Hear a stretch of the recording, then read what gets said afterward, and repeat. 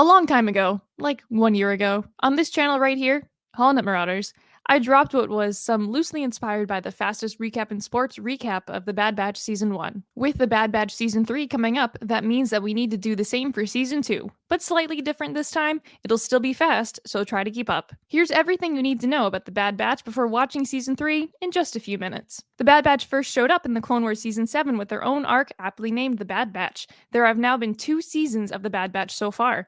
For an extended look at the Bad Batch arc from the Clone Wars Season 7 and Season 1 of the Bad Batch, check it out linked below. Let's move on with Season 2 of the Bad Batch. It's been a while since the end of Season 1. Let's say almost a year or so at most, actually. The Bad Batch, consisting of Hunter, Echo, Tech, Wrecker, and Omega, have been running jobs for Sid. The work is varied, but they've all managed to stay off the radar of the Empire. They're actively looking for a way out from working with Sid. Echo specifically desires to fight back against the Empire, not just hide from it. They meet Phee Genoa, a liberator of ancient wonders, or just a pirate. An acquaintance of Sid's, she takes a liking to the Bad Batch, specifically Tech. Sid directs them to Sereno to pull off a heist of the war chest from the late Count Dooku. They're completely unsuccessful in stealing anything, and also alert the Empire of their presence. The reporting clone officer, Wilco, informs Admiral Rampart directly that the Bad Batch was present on Sereno. Worried that the news will reach Tarkin and ruin his own career, Rampart kills Wilco, leaving himself with the secret that the Bad Batch is still in operation and was not actually eliminated on Kamino. Crosshair, meanwhile, was stuck on Kamino for 32 rotations before the Empire picked him up. Sometime after his recovery, he's deployed on a mission with Commander Cody.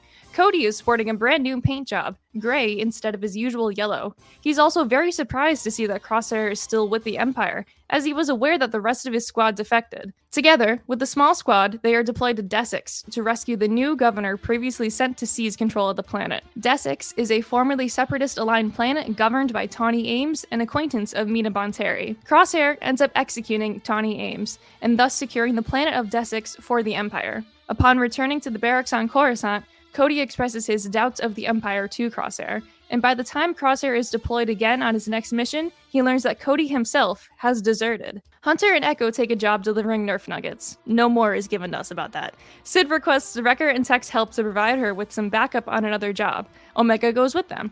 It's on Safatoma, and we enter the world of riot racing. Something kind of like pod racing, complete with fast speeders and seedy bets behind closed doors. Sid's driver, a droid named Teo, is rendered inoperable before the race under some very suspicious circumstances, and this is actually quite hilarious. I highly recommend this episode. And Tech steps in to complete the race, to fulfill a promise that Omega made to Malaysia, a Dewutin that Sid owes gambling money to. Tech wins the race to thunderous applause, and Sid's debts are forgiven, but Malaysia warns them that they shouldn't put their trust in Sid. Back on Ord Mantell, Omega and Wrecker are scavenging for scrap, and Phee places a piece that Omega found as a compass.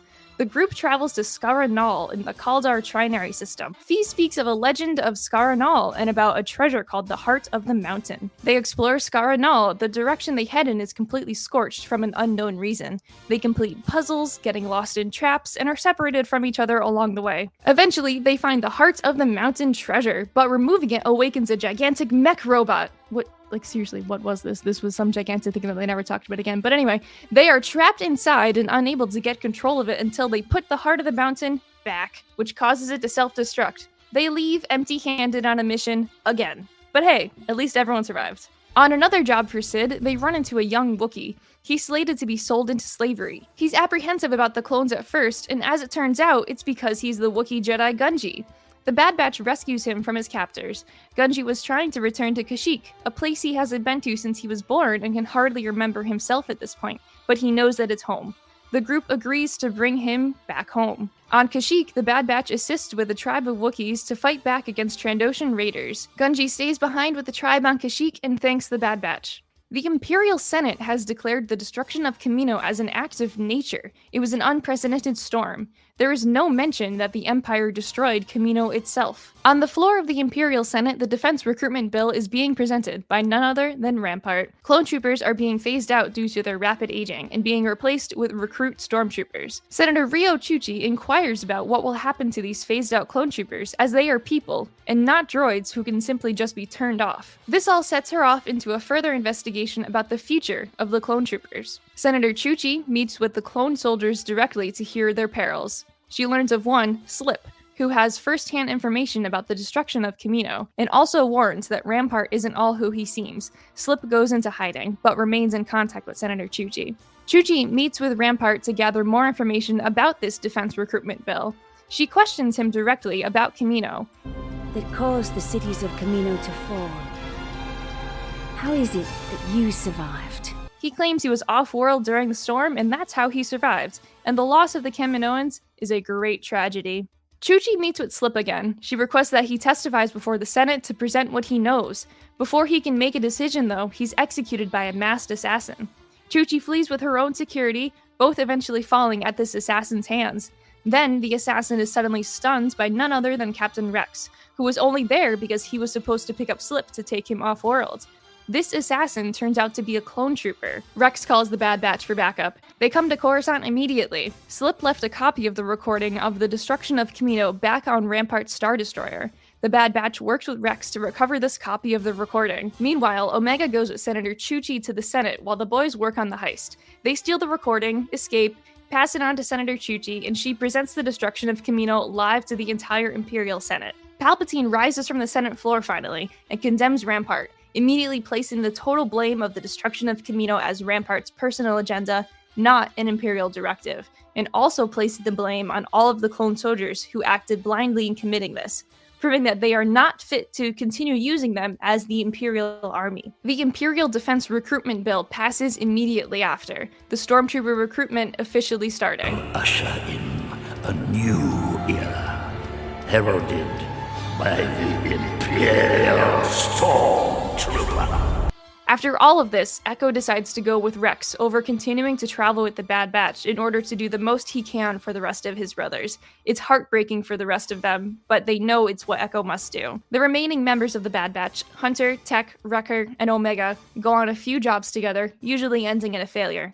They work best as a complete team. One job, they were tracking a recently downed cargo ship carrying an unknown treasure, which turned out to be a baby Zillo beast, which the Empire promptly recovered at the end of the day. Dr. Hemlock arrives on Wayland to Mount Tantus. He is leading the Imperial Advanced Sciences Division. Previously, he was kicked out of the Republic Sciences Division for unethical experiments. He urges Nala Se to continue her cloning research. Nala Se is also being held captive on Mount Tantus. Crosshair is deployed to the snowy world of Barton 4, accompanied by a human officer as their commanding officer, Lieutenant Nolan, and a group of clone soldiers. They are checking on a supply depot, which is currently staffed only by loader droids and 3 remaining clone troopers, led by Commander Mayday. This outpost has been raided by local resistance recently and also hasn't been resupplied by the Empire in a very long time. Nolan criticizes the remaining troopers for just being lazy and inept at their jobs. He just genuinely hates clones. Crosshair and Mayday track down some of the stolen equipment and fight back as much as they can. It's revealed that the equipment that they were risking their lives over